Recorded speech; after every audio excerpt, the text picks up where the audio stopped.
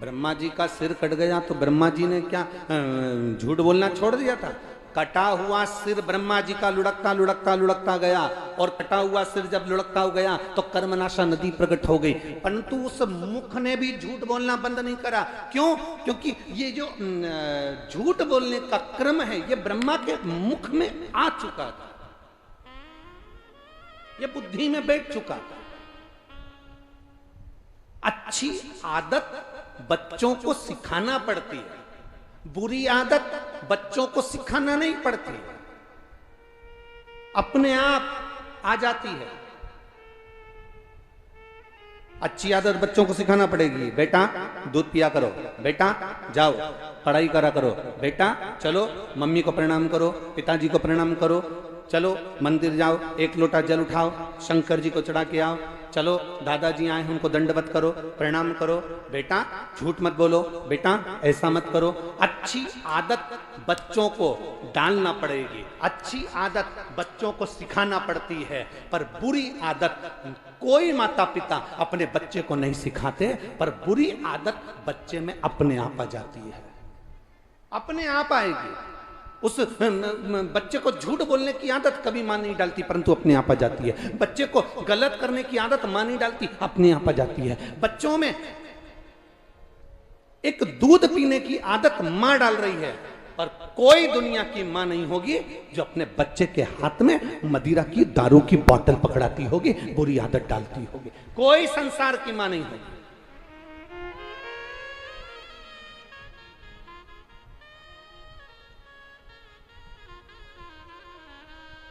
कितना कितना विचित्र। अभी एक बार कहीं कथा चल रही थी और वहां पर कोई शंकर भगवान की कोई यात्रा जा रही थी। उस यात्रा में गाना बज रहा था कि भोला भांग तुम्हारी मैं घोटत घोटत हारी। वहाँ भजन वो गाड़ी में वो डीजे में गाना चल रहा था और लोग उसको नाच रहे थे और गा रहे थे। और फिर बाद में एक दूसरा कोई गाना आया कि पार्वती जी भांग घोट के शंकर जी को पिला रही हैं।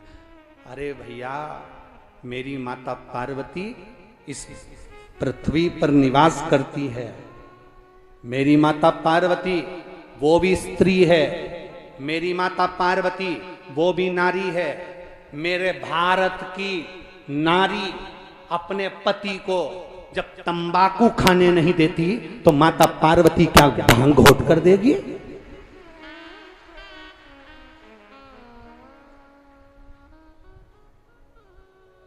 पति अगर तंबाकू भी खाता है तो अपनी पत्नी के सामने नहीं खाता, चुपचाप।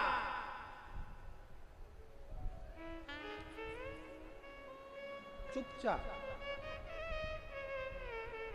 ऐसी कौन सी नारी बैठी है इस पंडाल में? ये लाखों की भीड़ है, लाखों की भीड़।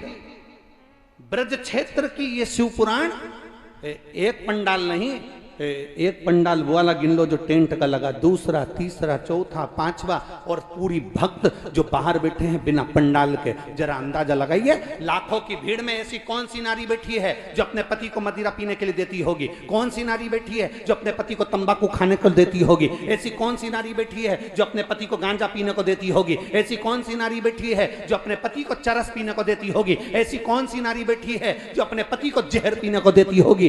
भारत की भूमि पर कोई नारी अपने पति को तंबाकू नहीं देती। भारत की भूमि पर कोई नारी अपने पति को मदिरा पीने को नहीं देती। भारत की भूमि पर कोई नारी अपने पति को गांजा पीने को नहीं देती। तो मेरे पार्वती मैया भी शंकर भगवान को जहर नहीं दे सकती, ये निश्चित।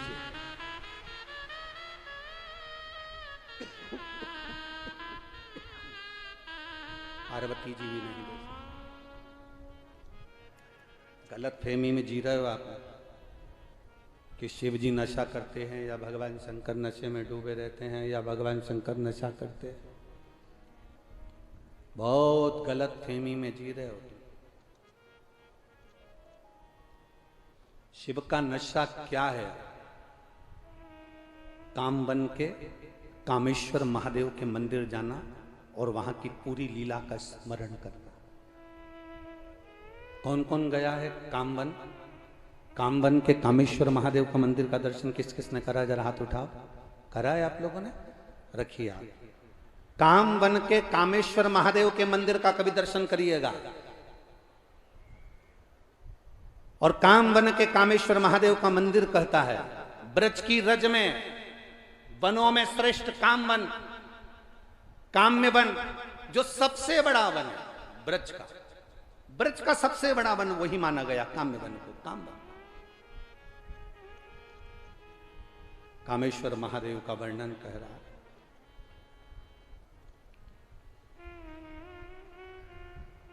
ये गलत भ्रांतियां लोगों ने भर दी। शंकर जी तो भांग पीते हैं, शंकर जी तो गांजा पीते हैं, शिव जी का फोटो बना दिया चिलम लगाते हुए, शंकर भगवान का फोटो बना दिया भांग घोटते हुए, शंकर भगवान का फोटो बना दिया माता पार्वती के साथ भांग का लोटा लिए हुए। ये गलत, तुम्हारी सोच से परे है। ये चित्र बनाने वाला कुछ भी बनाए, उस चित्र की मूलता नहीं है, क्योंकि मेरा महादेव कभी नशा नहीं करता। अगर वो नशा करता है तो कभी कामवन में जाकर देखना कामेश्वर महादेव को, जहां पर माता पार्वती जी भगवान शंकर के सम्मुख में कामवन की उस धरा पर ब्रज के श्रेष्ठ वन में, काम्य वन में, कामवन के अंदर मां पार्वती जी तप करने के लिए बैठ गई। जब माता पार्वती जी तप करने के लिए बैठी, मां पार्वती जब तप में लीन हुई, माता पार्वती जी जब तप में लीन होती हैं, तप करने के लिए बैठती हैं, जब तप में माता पार्वती जी डूब जाती हैं, जब तप में मां पार्वती जी बैठ जाती हैं, देवादिदेव महादेव उनको ढूंढने के लिए निकलते हैं। शिव जी पार्वती को ढूंढ रहे हैं, माता पार्वती जी को शंकर भगवान ढूंढ रहे हैं।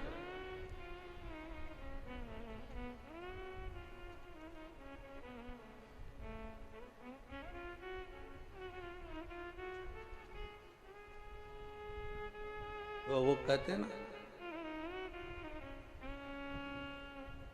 हरि गोरा ढूंढ ढूंढ के हारी और नहीं मिलते त्रिपुरारी।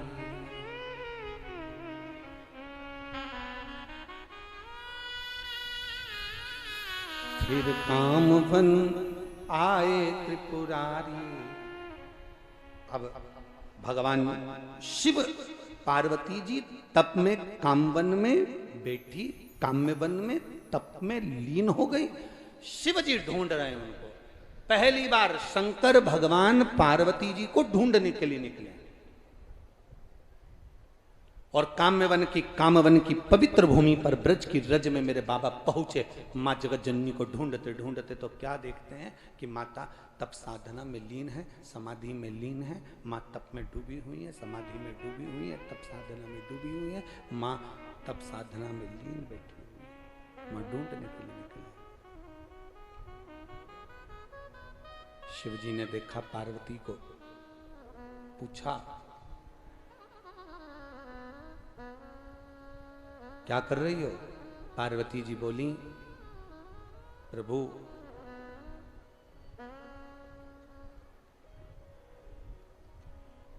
24 घंटे आप नेत्र बन करके बैठे रहते हो, किसकी आराधना करते हो, किसका भजन करते हो, किसका स्मरण करते हो, वो मुझे जानना है। इसलिए मैं इस काम वन में आई हूं। काम वन में मेरी कामना पूरी करिए और मुझे बताओ कि आप किसकी अर्चना कर रहे हो, किसका भजन कर रहे हो। शंकर भगवान बोले, इतनी सी बात पूछने के लिए तुझे काम वन में आने की जरूरत क्या थी? नहीं, मेरी कामना है जो आपको पूरी करना पड़ेगी। शिव जी ने कहा, इस ब्रज के जो आदिष्ट देव हैं भगवान कृष्ण, उनकी मैं आराधना करता हूं और कृष्ण मेरी भक्ति में और मैं कृष्ण की भक्ति में डूबा रहता हूं। पर प्रभु, कृष्ण तो राधा का भी स्मरण करते हैं और राधा कृष्ण का स्मरण करती हैं। कृष्ण राधा का स्मरण करते हैं और राधा कृष्ण का स्मरण करती हैं। मुझे केवल इतना सा जानना है कि वो राधा तत्व है क्या? वो राधा है क्या? अब जरा ध्यान देना, दुनिया के लोग कहते हैं शंकर नशा करते हैं, शिव नशे में डूबे रहते हैं, शंकर भांग का नशा, गांजे का नशा करते हैं। दुनिया के लोग भ्रम में जी रहे हैं। भगवान शंकर जैसे ही पार्वती जी ने पूछा कि राधा तत्व क्या है, राधा नाम क्या है, राधा संबोधन क्या है,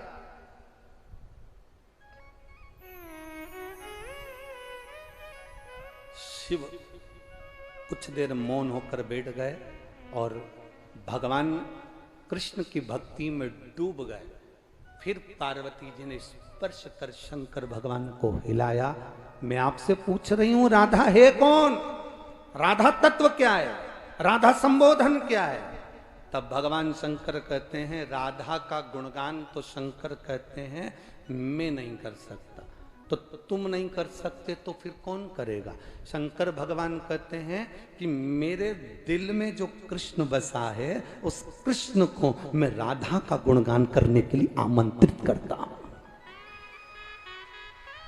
मेरे दिल में जो कृष्ण बसा है, मेरे हृदय में जो श्याम बसा है, मेरे हृदय में जो कान्हा बसा है, वो गुणगान करेगा। आप पहचानते ही नहीं व्यक्ति को,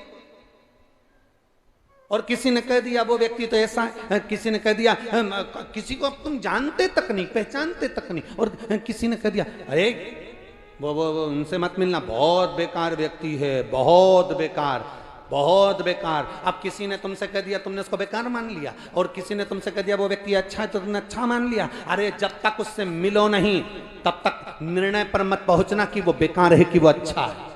एक बार मिलकर जरूर देखना कि वो अच्छा है कि बुरा है।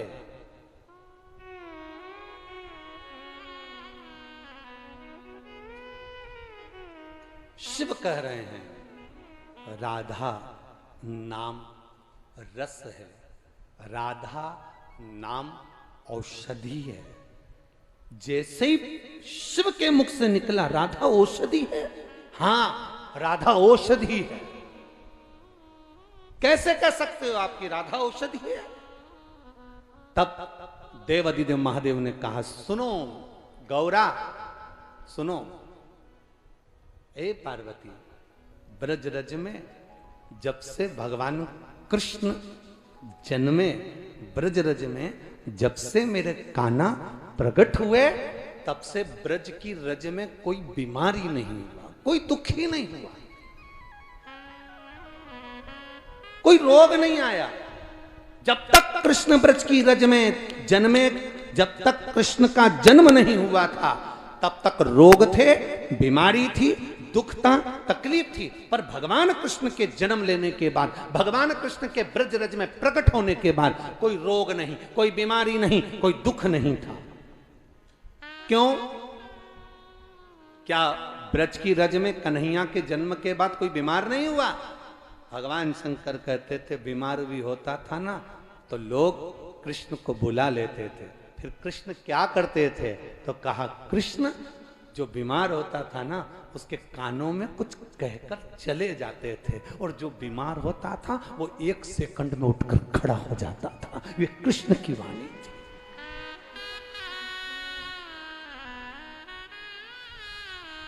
कृष्ण की वाणी। काम बन के कामेश्वर महादेव मां पार्वती जी को व्याख्यान कर रहे हैं राधा का। औषधि राधा, राधा वो औषधि है जिसको पहचान गए तो जीवन का सुख पा गए। राधा वो औषधि है।